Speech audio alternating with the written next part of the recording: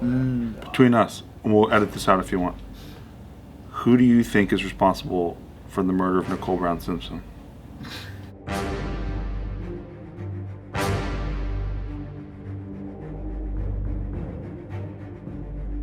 I think.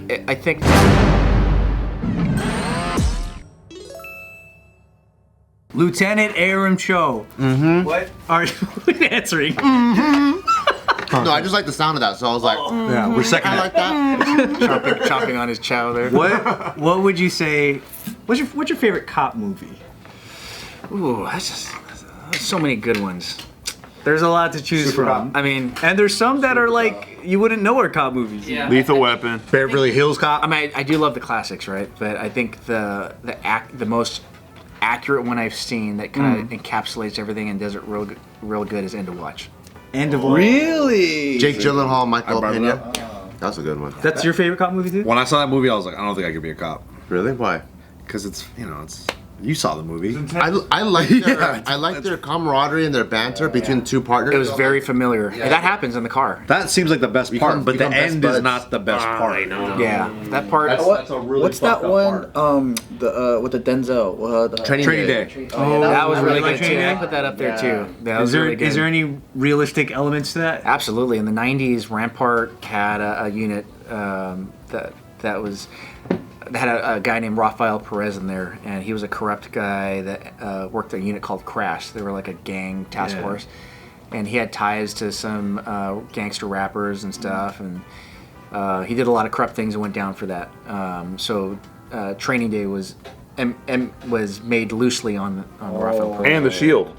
Yes, the Shout out Shield. The Shield. Did you like The Shield? Yeah, Shield was great. It was based on that. Yeah. Because I remember the Rampart scandal back in the day. It was just reported everywhere. I thought it was when cops were planting crack on the. Cops planting evidence was part of the Rampart scandal. Oh. Corruption in general was the whole thing. okay. Overall, I mean, they were stealing dope. They were going into evidence and stealing the dope. It's what The Shield ended up doing. Gotcha. They had a special unit that was basically pervasively doing all that. Have you guys seen the soft white underbelly interview of the corrupt New York police officer and how he goes through detail of like how he started, just a regular beat dude, and then eventually detective, and eventually like I guess he would find out who the drug dealers are and then take them down, but then skim a little money, and it got to extorting them, and it got to this whole thing where he knows all the drug dealers and they're all paying him, and he's robbing them, and now he has their drugs too and giving it to other I was like, that's crazy. Yeah, it's a slippery slope, and it starts small, like you said. LASD had one in the 80s. That scandal was called Arco Narco, this narcotics task force. And they were doing God's work, man. They were taking down some really big crime syndicates, and they went to this house and big old duffel bag full of cash, and it's like, and these guys are tight. I'm like, hey, dude, I know Jimmy's having surgery, and the department's not covering it, and this is crime money. It's not going to hurt anybody, right? It's not going to hurt anybody. Whoa. Take it, and then.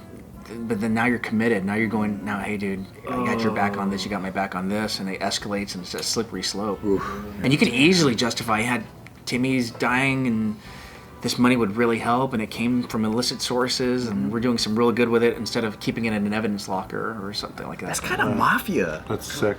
What happens to that money that does go to the evidence locker and the case is over and they're like, all right, it's not your money? Yeah, so eventually it goes to asset forfeiture. And it's a federal program, so like we have guys that are embedded with the FBI task force, and let's just say they do a giant narco sting, which recently did. There's one on the news El Monte PD was involved in. It was a big fentanyl manufacturing sting, took down many gangs, and as a result, a lot of resources. They were taken. operating in El Monte? We had an El Monte officer part of the task force. Oh, okay. So it affected El Monte, but it affected largely California. Yeah. And so because we had an investigator that took a part of that, whatever they seized, we get a percentage of that asset forfeiture, assets that were forfeited. Ooh, wow. Essentially. So that's how we buy we have Bearcats, which a lot of people say are militarized, but they're actually specifically made for police. That's the thing to bust doors down? The Bearcat's the giant armored vehicle. It has a turret on top. Oh, it looks like very SWAT-like or something. Yeah, if you Google Bearcat, it's a SWAT, exactly, it's a SWAT vehicle. but it's most of the time it's utilized for rescue. We had to go to Arcadia. There was a shooting. There was a domestic call, and the bad guy was shooting at officers. And Arcadia does not see action like this. Yeah, that's crazy. Yeah. So a person across the street was shot. An officer got shot, luckily through and through on the mouth, busted out all his teeth. But but they're taking fire. And now he's stuck between a tree and the house.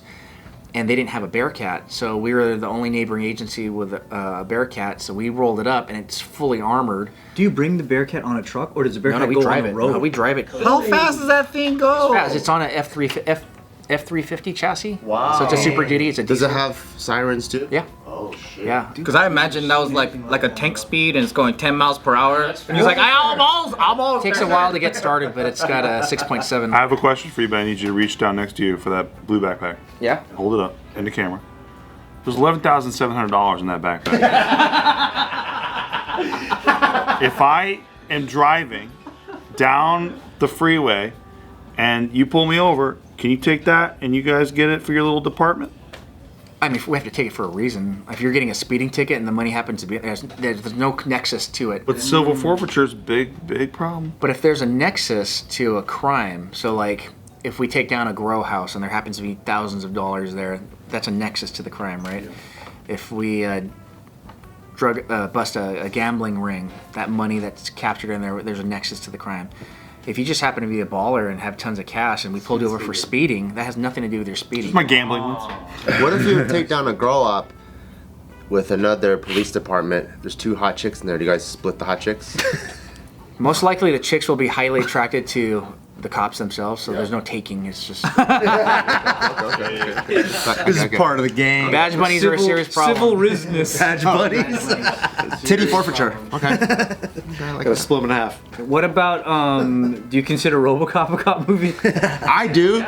Because he was a human cop first, right? He was like a really good cop. There was a I forget, but there was somebody did a parallel comparison to things that happened in the movie that are happening now in 2024. I forget what. RoboCop? Yeah. I Damn. forget. Are there aside from End of Watch, have you watched like cop movies and you're like, that doesn't happen? Yeah, a lot. That's why I couldn't take a lot of that cop bugs you. shows on TV seriously until Bosch came out. Oh, really? Bosch is the most accurate? Not What? most accurate, and they're not 100%, but the most realistic. Especially the way they wear their uniforms. Like, I'm sure military movies, same thing. Like you guys will see, and they're wearing their insignias and emblems wrong. And that happens a lot in cop movies. I mean, you know, they wear their stripes upside down, or How about Super Troopers? Super Troopers was great. Legit. Great. What about Or Reno 911? That was accurate. Daisy Dukes. Super accurate. Hard Boiled or Infernal Affairs? You ever seen any of Never those? seen that. Oh. With potted. When you said you did like detective work, did you wear plain clothes and like go undercover and all that stuff? So my first time I made detective, I was I told you guys a story about the first unit I was in. So even though it was a community relations office, it was more developed to be a problem-oriented policing team. So we helped out the gang team, the narco team. So we did dress in undercover clothes, plain clothes, and we did a lot of stuff that I can't talk about.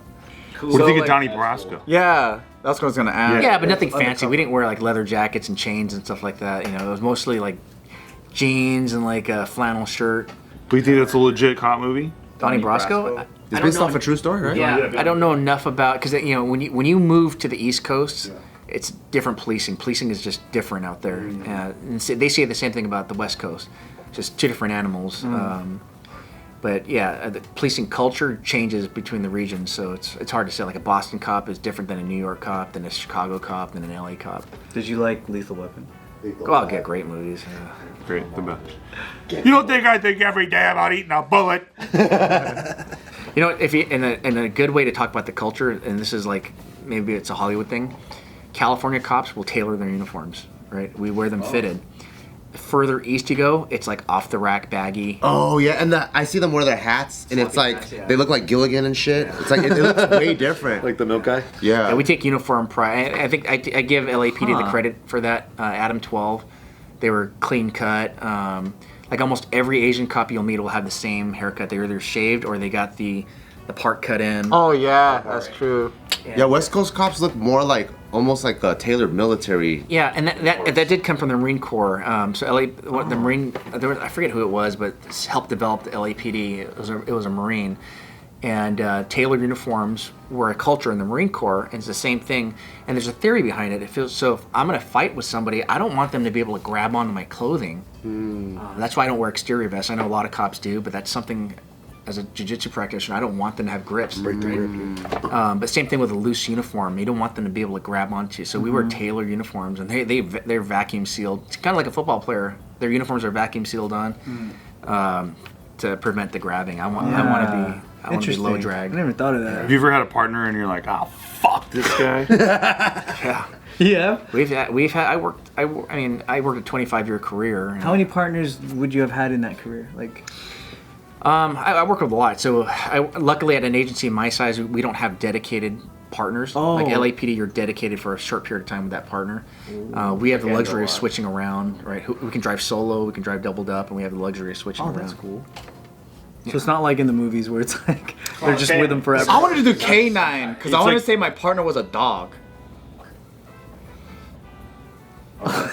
And What if your dog wants someone else? Your dog hates you. You ever had a I want a real cop. You ever had a partner's wife that cooks so bad that that'll kill you more than the job? No, I'm sure that exists though. Okay. Yeah, there's some bad cooks out there. Little lethal weapon shout out. Do you know any Chris is cop? cooking, man. So like I'm sure that these cop shows and movies they get what you call it like stories of real events or they ask police officers or whatever, right? Do you have one where you were personally like, oh, that thing that happened in that movie, I was either a part of or I know people who were? Or headlines. Headlines, yeah. El Monte's in the LA County market, so I was a public information officer for a long time, so my name was the one in the paper when it talked about my department and some heinous crimes. But no for the movie things, but yes, kind of as a kid. Do you guys remember when the Night Stalker thing was happening? Oh yeah. So I lived in, at the time we lived in Rosemead in a rental, and Richard Ramirez, the Night Stalker, was terrorizing the San Gabriel Valley too. So the night he was caught, I think it was San Gabriel, where he was caught in cornered. San Gabriel? So crazy. Somewhere in the No San way. Gabriel Valley, he was cornered by a bunch of, because his face had been all over, and a bunch of gangsters actually put him behind a dumpster bin and beat the crap out of him. What? Some gangsters did the justice? Holy shit. And but I remember hearing the sirens, and there was no like live updates on the phone back then, right? But I remember walking in on my parents watching the news, watching The Pursuit, Whoa. capturing Richard Ramirez, and I remember hearing the lights. It was like in the summer too, and the house, like everybody was terrified. We used to sleep with the windows open to get the ventilation, but I remember when the whole Night Stalker thing was happening, locking the windows, and we're just sweltering in there.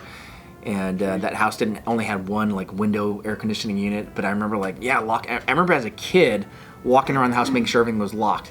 That's how terrorized we were of this guy, Richard Ramirez.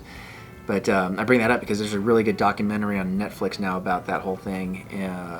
Gil Carrillo is was the homicide detective from LASD that investigated. He's the main character of this documentary. It's a really good one. But if you grew up in the San Gabriel Valley at that time, you'll see a lot of news clippings and stuff that if you were alive at that time, will remind you of all that. Between us, and we'll edit this out if you want.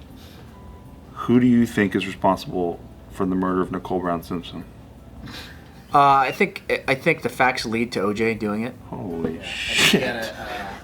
Crack the case, boys. Crack the case. Proof that a good defense attorney can, because he was off on technicalities, Yeah. right? Holy fucking shit.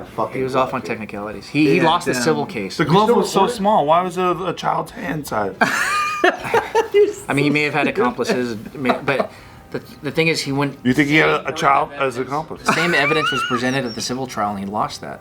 But in a criminal trial, you have evidence can be thrown out because cops fumble the way evidence is acquired. And if you give the jury any bit of doubt, if you give them any bit of doubt, that's all they.